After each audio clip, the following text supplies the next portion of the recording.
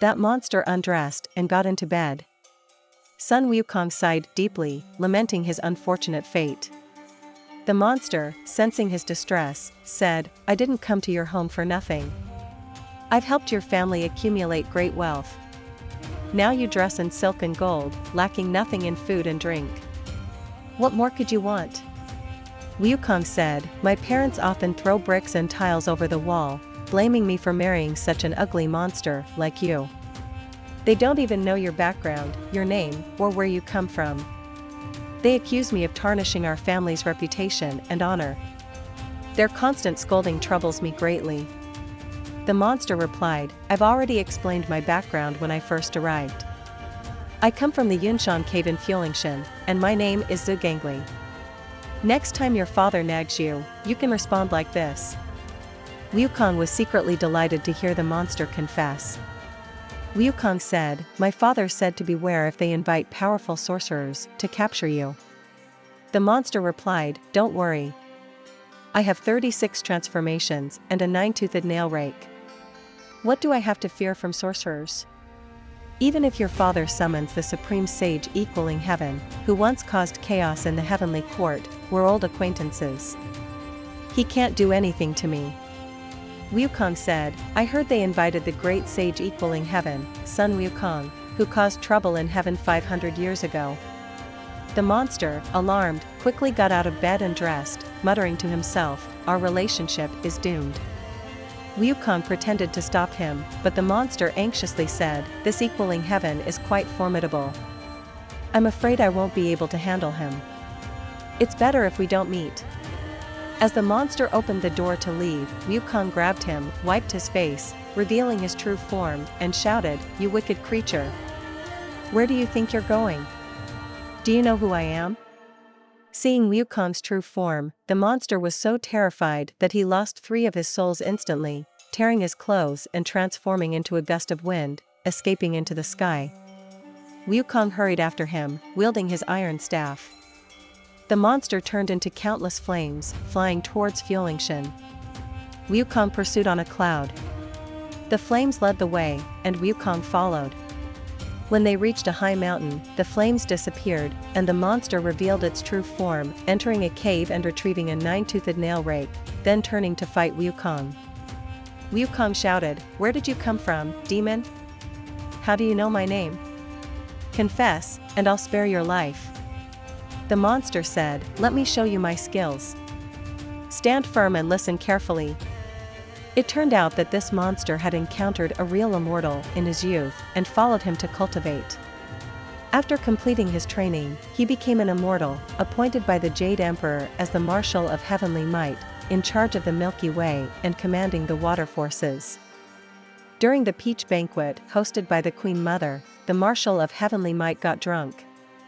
After drinking, he accidentally entered the Guanghan Palace and saw Chang'e's beauty, unable to resist his evil thoughts, grabbing her and harassing her.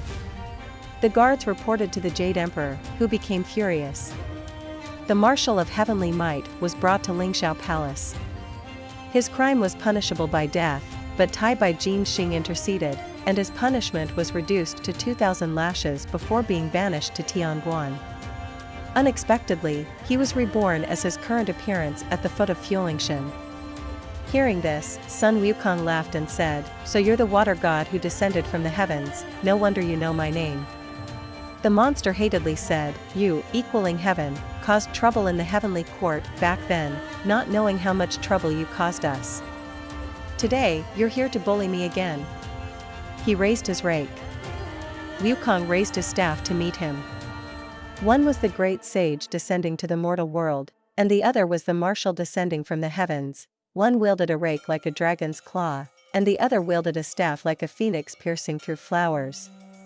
Neither gave way, and they fought fiercely. They fought from midnight until dawn. Wukong fought more bravely as the monster's arms grew sore and his breath grew heavy, gradually unable to hold on. He transformed into a gust of wind and fled into the cave, shutting the door tightly, refusing to come out.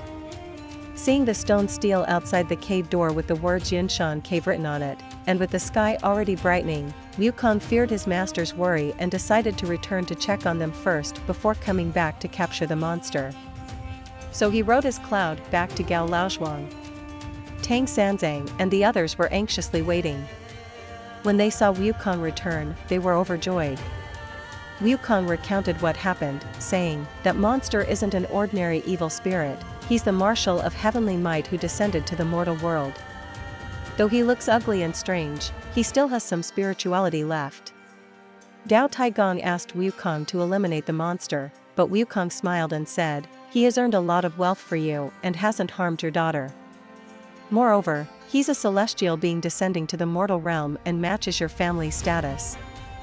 It's better to let him stay."